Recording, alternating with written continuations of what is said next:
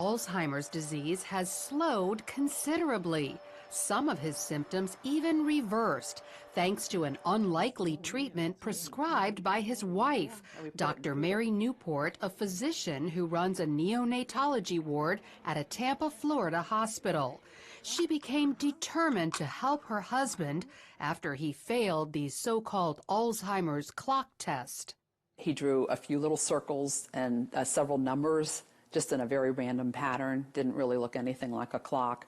And the doctor pulled me aside and she said, you know, he's actually on the verge of severe Alzheimer's at this point. He's beyond moderate. So that was very, very devastating news. Dr. Newport began learning everything she could about her husband's disease. It appears to be a type of diabetes of the brain, and it's a process that starts happening at least 10 or 20 years before you start having symptoms. And it's very similar to type 1 or type 2 diabetes in that you develop a problem with insulin. In this case, insulin problems prevent brain cells from accepting glucose, their primary fuel. Without it, the cells eventually die. But there is an alternative fuel, ketones, which the cells easily accept. Ketones are metabolized in the liver after you eat medium-chain triglycerides, which are found in coconut oil. So Dr. Newport added coconut oil to Steve's diet. Just 2 weeks later, he took the clock test again, and as you can see, demonstrated stunning improvement. I thought at the time, was it just good luck? Was it a lot of prayer? Was it the coconut oil? And I thought, well, we're going to keep the coconut oil going. Then 3 weeks later, he took the clock test a third time and continued to get better. And it wasn't just intellectually, he also improved emotionally and physically. He was not able to run. He was able to run again. He couldn't read for about a year and a half. But after somewhere around 2 or 3 months, he was able to read. Instead of being very sluggish, not talking very much in the morning, he would come out, you know, with energy and talkative and joking, and he could find his water and his utensils. Dr. Newport documented Steve's success in a book called Alzheimer's Disease, What If There Was a Cure? She received this stack of thank you letters from other people whose loved one's Alzheimer's was helped after they followed Steve's diet. And while coconut oil is encouraging, there's actually something much more powerful.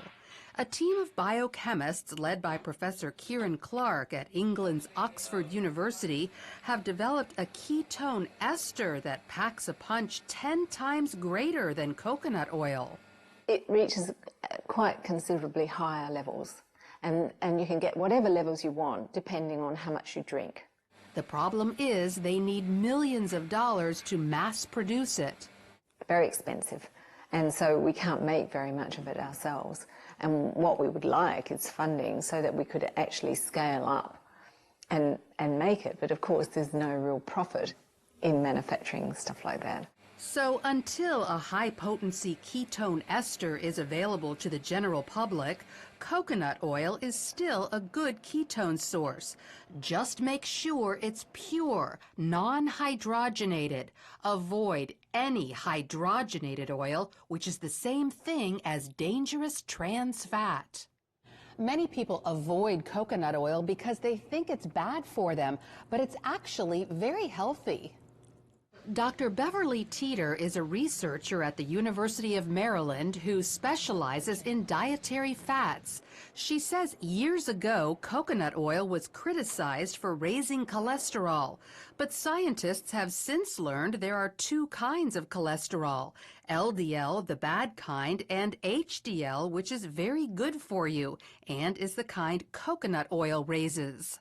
So they put out the message that it increased serum cholesterol, but the truth of the matter was it was helping the profile of the serum cholesterol. That never has been corrected in the public press, and I think that's the reason people have misconceptions about it. So not only does coconut oil improve your cholesterol levels, Dr. Teeter says the way it helps the brains of some Alzheimer's patients can be extended to people with Parkinson's disease, ALS, epilepsy, dementia, even schizophrenia and autism. And one more thing, coconut oil is a natural antibiotic that also helps kill viruses like HIV and herpes viruses. But the coconut oil tends to keep the bacteria down so that if you're assaulted with the virus, your immune system can concentrate on the virus. It doesn't have to concentrate on 27 other bacteria that you may have been exposed to that day.